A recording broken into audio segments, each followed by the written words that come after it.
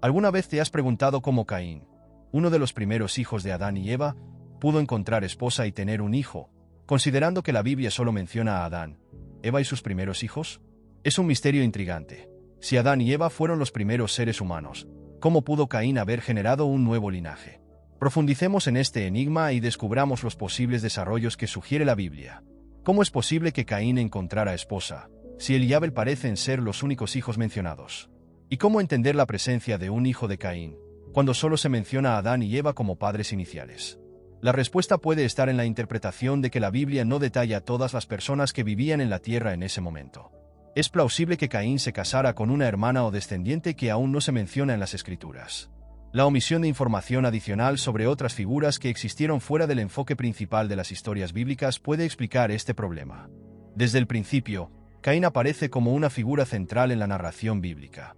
Es el primogénito de Adán y Eva, marcando el comienzo de la humanidad según la Biblia. La relación de Caín con Abel se destaca especialmente cuando los dos hermanos ofrecen sacrificios a Dios. La aceptación divina recae exclusivamente en la ofrenda de Abel, quedando rechazada la de Caín. Este suceso desencadena en Caín un profundo sentimiento de rechazo, lo que desemboca en un acto de violencia sin precedentes. Si este viaje a través de la historia de Caín y las prácticas matrimoniales en la Biblia te pareció tan fascinante como a nosotros, no olvides suscribirte al canal y activar la campana para no perderte ninguna de nuestras próximas exploraciones bíblicas. Deja un me gusta si aprendiste algo nuevo hoy y compártelo con tus amigos para que ellos también puedan profundizar en este tema intrigante. El rechazo de la ofrenda de Caín no se explica completamente en la Biblia, lo que da lugar a diversas interpretaciones. Se podría considerar la naturaleza de las ofrendas o el estado del corazón de Caín como factores determinantes. Este descontento culmina en un acto trágico, el primer homicidio registrado, cuando Caín mata a Abel. El asesinato de Abel no solo revela la gravedad del pecado, sino que también marca un punto crucial en la historia humana. Dios responde a este acto con un severo castigo. Caín es maldecido y marcado por Dios, señal visible de su transgresión. Aunque no se describe el tipo exacto de marca, simboliza la separación y la carga del pecado que Caín tendrá que soportar. La maldición de Caín no es solo física, sino también emocional y psicológica. Está condenado a vagar como un fugitivo, aislado de la presencia divina y obligado a vivir con el peso de sus acciones. La soledad de Caín, ahora distante tanto de Dios como de la compañía humana, refleja la profundidad de la separación causada por el pecado. El fugitivo se convierte en un símbolo de alienación espiritual y emocional, consecuencia directa de sus acciones. La Biblia informa que Caín temió por su vida, temiendo que otros lo mataran cuando lo encontraran. Para proteger a Caín, Dios le pone una marca, asegurando su protección contra cualquier venganza mortal. Este acto no solo preserva la vida de Caín, sino que también es visto como un signo de la misericordia divina, incluso en medio de las consecuencias de sus acciones. Sin embargo, esto plantea una pregunta intrigante. ¿Quiénes eran esos otros a quienes Caín temía? Teniendo en cuenta que Adán y Eva fueron los únicos padres mencionados hasta entonces, es una cuestión que requiere reflexión. En el capítulo 4, versículos 16 y 17 del Génesis, Caín, aún prófugo, encuentra esposa y establece relación matrimonial. Con ella tiene un hijo llamado Enoc, que marca el comienzo de una nueva generación descendiente de Caín. Incluso ante el castigo divino, Caín logra prosperar y decide construir una ciudad, a la que pone el nombre de su hijo, Enoc. Esta ciudad simboliza la capacidad humana de continuar y construir, incluso ante la adversidad. El relato bíblico no proporciona detalles sobre la esposa de Caín, ni sobre cómo formó esta relación. Solo sabemos que conoció a su esposa, lo que podría indicar una relación matrimonial. La falta de información detallada sobre su esposa y el surgimiento de la nueva generación plantea interrogantes sobre el origen y expansión de la población humana. ¿Cómo pudo Caín casarse y tener hijos si Adán y Eva fueran considerados los únicos padres? Han surgido varias interpretaciones para intentar responder a estas preguntas. Una teoría poco convencional sugiere que Dios podría haber creado otros seres humanos además de Adán y Eva para permitir la rápida expansión de la población humana. Esta perspectiva busca alinear el relato bíblico con la evidencia arqueológica y antropológica de comunidades humanas más amplias en la antigüedad. Sin embargo, esta teoría es especulativa y no tiene apoyo explícito en el texto bíblico. La interpretación más aceptada es que Caín se casó con una hermana, basada en las prácticas culturales y el contexto de esa época.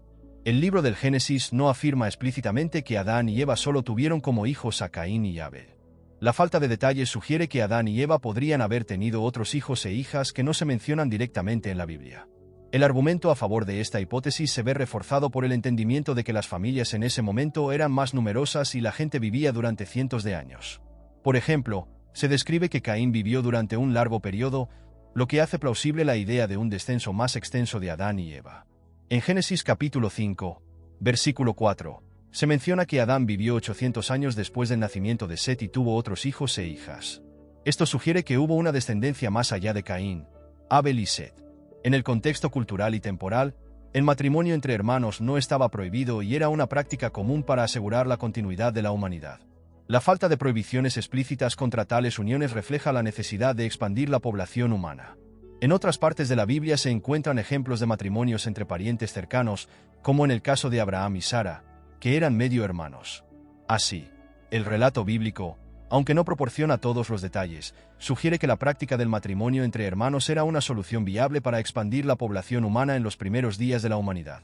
La narrativa de Caín y su familia revela cómo, incluso en medio de las consecuencias de sus acciones, emergen nuevas generaciones que enfrentan sus propios desafíos.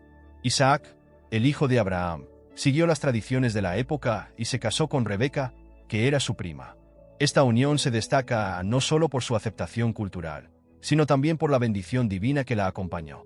En Génesis 24 encontramos la historia de Abraham. Preocupado por encontrar una esposa adecuada para su hijo Isaac, envía a su siervo Eliezer a Aram para buscar una esposa entre sus parientes.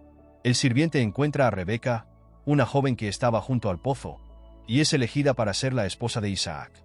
Esta narrativa ilustra la práctica cultural del matrimonio entre parientes y enfatiza la importancia de mantener los lazos familiares. Además, la historia sugiere una creencia en la guía divina en los arreglos matrimoniales, mostrando cómo estos matrimonios eran vistos como parte del plan divino. Otro ejemplo de matrimonio entre miembros de una familia ocurre después del diluvio, como se describe en la Biblia. Después del gran diluvio, Noé y su familia, formada por sus hijos Sem, Cam y Jafet, tuvieron la tarea de repoblar la tierra. Ante la escasez de gente después del diluvio, los hijos de Noé no tuvieron más opción que casarse entre ellos o con sus propias hermanas para cumplir el mandato divino de multiplicarse y llenar la tierra.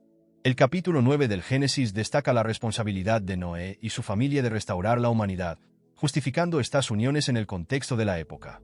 Estos ejemplos demuestran cómo, en diferentes fases de la historia bíblica, el matrimonio entre parientes se consideraba aceptable e incluso necesario para la continuidad del linaje humano después de acontecimientos extraordinarios.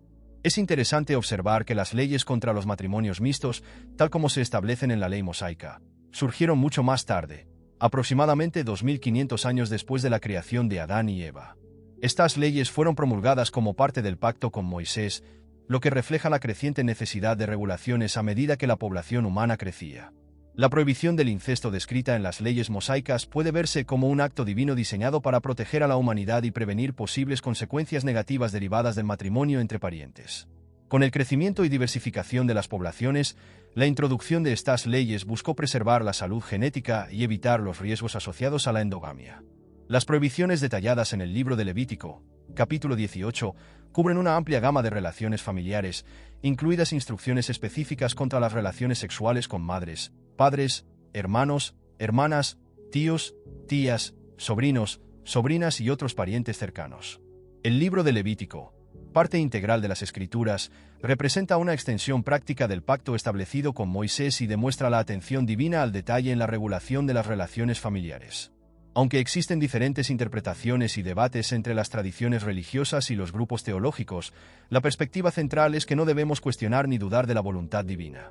Respetar la tradición y someterse a la voluntad de Dios son principios fundamentales que respaldan la convicción de que la verdadera comprensión reside en la aceptación confiada de la palabra de Dios. Gracias por seguir nuestro análisis de los matrimonios en la Biblia y cómo evolucionaron con el tiempo. Si te gustó este video y quieres seguir explorando más historias y curiosidades bíblicas, suscríbete al canal y haz clic en la campana de notificación para recibir actualizaciones sobre nuevos vídeos. No olvides hacer clic en uno de los vídeos que aparecen en tu pantalla para continuar tu viaje de descubrimiento con nosotros. Hasta la próxima.